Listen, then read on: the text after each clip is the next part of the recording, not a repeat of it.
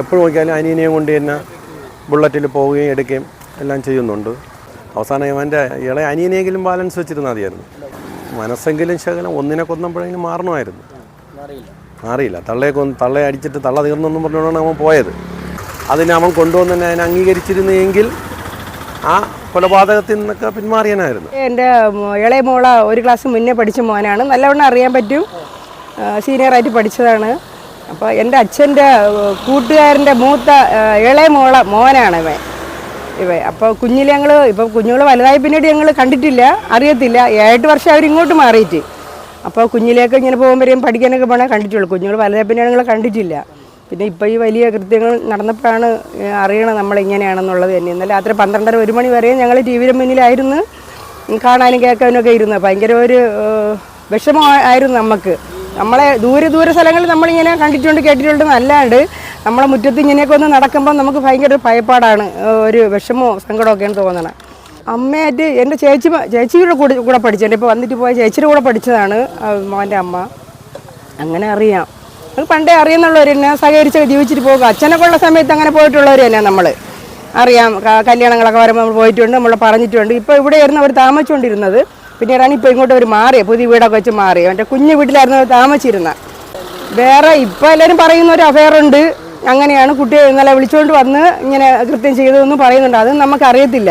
ഇങ്ങനെ മീഡിയ വഴി നമ്മൾ അറിയുന്നതാണല്ലോ, കാര്യങ്ങൾ അറിയുന്നതല്ല. നമ്മളെ നാട്ടിൽ ഇങ്ങനെ അടിചാറട്ടത്ത് ഇങ്ങനെ സംഭവം നടക്കും നമ്മൾ ഒട്ടും പ്രതീക്ഷിച്ചില്ല. അങ്ങനെ ഒരു സ്വപ്നം പോലെ നമ്മൾ കാണാറില്ല, കണ്ടിട്ടുമില്ലല്ലോ.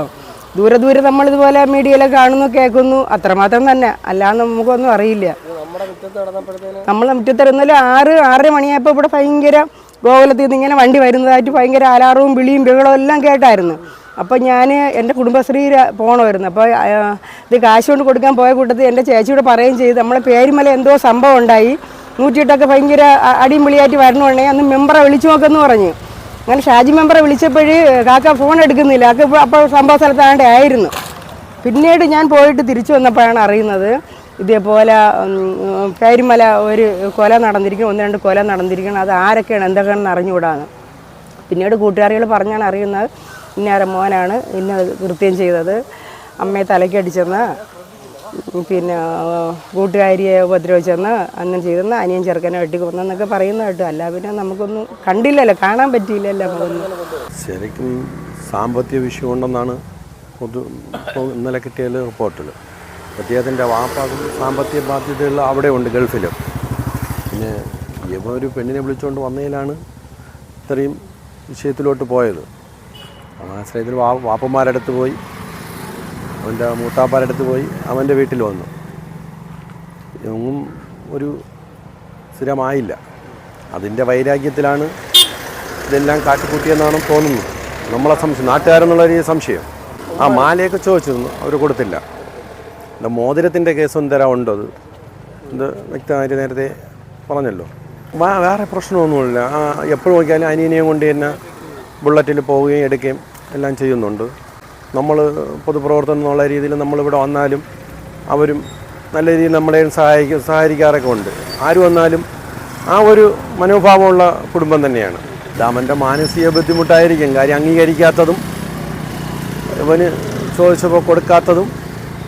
ഇനി അതിൻ്റെ പിന്നിൽ ഇവൻ്റെ മൂത്താപ്പ അവരുടെ അടുത്ത് കൊടുക്കണ്ടെന്ന് പറഞ്ഞ അതിൻ്റെ വാശിയായിരിക്കും മൂത്താപ്പായി തീർത്തതും. ഇനി എല്ലാം യവൻ കറക്റ്റ് പറഞ്ഞല്ലേ അറിയാമോളൂ.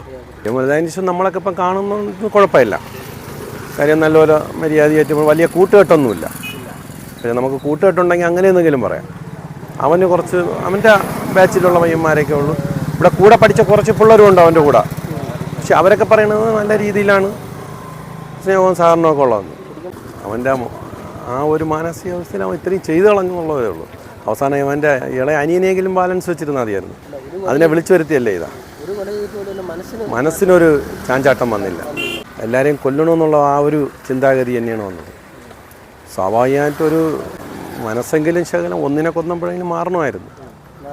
മാറിയില്ല. തള്ളയെ അടിച്ചിട്ട് തള്ള തീർന്നെന്നും പറഞ്ഞുകൊണ്ടാണ് അവൻ പോയത്.